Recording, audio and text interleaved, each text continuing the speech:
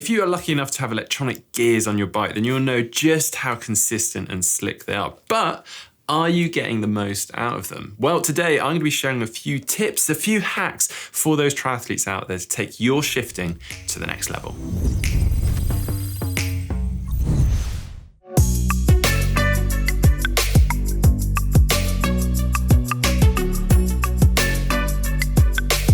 So a couple of popular examples of electronic gears here. I've got SRAM eTAP in front of me and Shimano Di2 behind. We've obviously also got Campagnolo EPS and FSA K-Force WE, all of which have ANT plus or ANT plus connectivity, which means not only can it send and receive data within its own system, it can also transmit data to some other external devices. In fact, Shimano Di2 can also do this via Bluetooth with this additional cable that can be plugged into the system somewhere. So what does this all mean? Well, it means that we can actually link up our electronic gears or the levers to some external devices, some bike computer head units, some phones, and even some lights. And I'm going to be totally honest here, it's something I was totally unaware of until recently. So I've been having a little bit of a play around and I found some nifty hacks.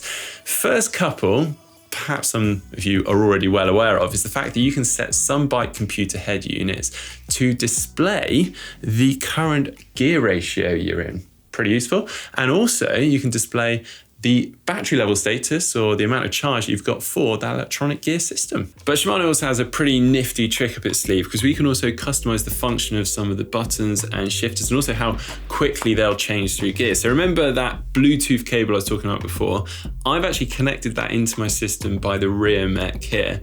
I can then connect that and link it up to Shimano's eTube app and then customize the function of the buttons. You can save that, then remove the cable and it will still function as you last saved within the app. So for instance, I could change my Aero bar levers to solely control my rear mech, have it controlling a mix of both the rear mech and the front mech. I could swap the gears around, so one was changing up, one was changing down, vice versa. The options are endless, but it doesn't stop there. I wonder how many of you knew this one, because remember how we could connect to some bike computer head units? Well, we can actually change the function of some of the buttons so that it will change through the screens of some bike computer head units. So I've actually changed my bike, which has two buttons on either aero bar lever, which were previously controlling both the rear mech and the front mech. I've now got one button on either side controlling the rear mech, and one button on either side also controlling the screen, so I can scroll left and right through the screens. That means I can stay super aero in my TT bars whilst flicking through my screens. I'm not sure how necessary that is, but it's pretty good fun.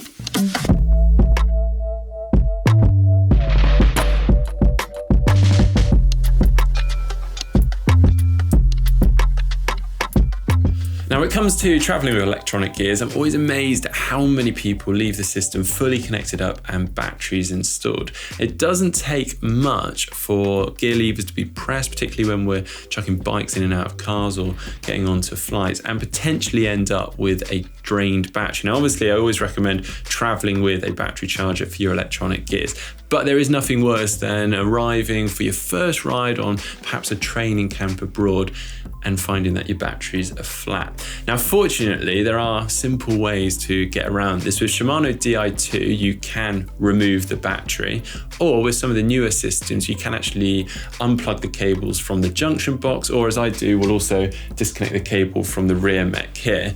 With SRAM, well, that is constantly searching for a signal from both the front mech and the rear mech to the gear levers, and then that is activated through motion in the bike with accelerometers in the system. And obviously through transport and movement and bumping around, that is inevitably going to get activated, and that's going to slowly drain the battery over time. And then also on top of that, with perhaps some of the gear levers being pressed, that's going to drain it further. Fortunately though, with SRAM, you can just remove the individual batteries from the front and the rear mech.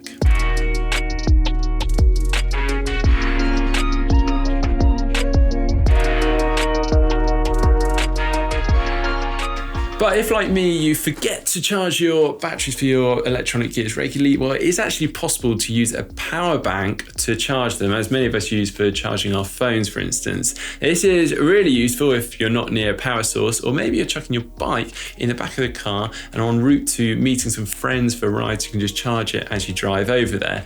But if you really want to take this to the next level, apparently, and I've not tried this, but it is possible to charge the newer Shimano Di2 through the junction box using a power bank as you actually ride. Apparently this has been used by some adventure cyclists and long distance cyclists.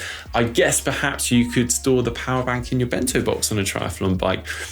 I'm not really sure how safe it is, so I'm not really going to condone this, but hey, another fun thing to know. But ideally, we want to stay away from batteries being flat on electronic gears, so ideally, we just charge them regularly, but you can also check the battery level status. This is really easy on Shimano Di2. All you need to do is press one of the shifters for around half a second or more, and then check the junction box and the lights, as that will indicate how much battery is left in them. 100% remaining, it will actually illuminate green for around 2 seconds. 50% remaining, it will flash green 5 times. 25% remaining, it will illuminate red for 2 seconds, then 0% remaining, it will flash red 5 seconds. And if you really want to geek out, well, apparently Shimano actually filed a patent back in 2011 for a dynamo built into the jockey wheels on the rear mech that would power a Di2 drivetrain. Still yet to see anything from it, but I just thought I'd leave that there for the tech geeks out there.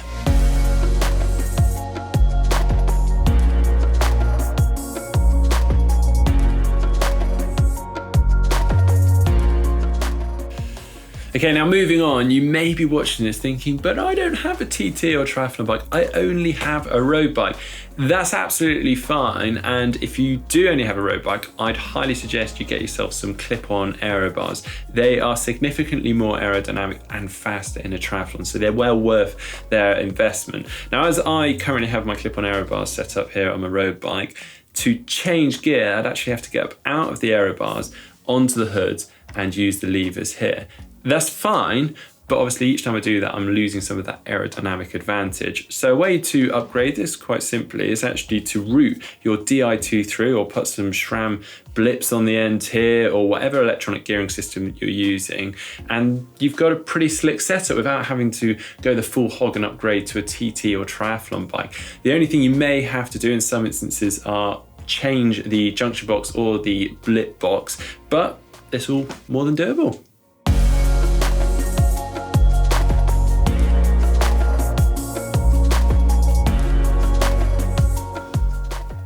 Now, another big hack and benefit to electronic gears is that you can actually micro adjust and fine tune your gears on the go. Now, normally with mechanical gears, this would require you to jump off mid-ride, play around near your front mech or your rear mech, and perhaps get your hands a little dirty.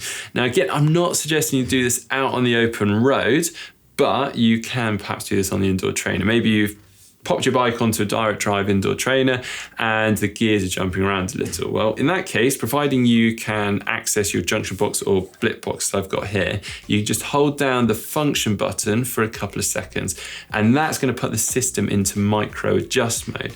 Now, when you press your gear levers or shifters, it's actually just going to finely move and incrementally move that rear mech and trim those gears in. Once it's making very little noise and you know that it's nicely trimmed in, then you can just hold down that function button again for a couple of seconds and it's going to come out of that micro adjustment mode.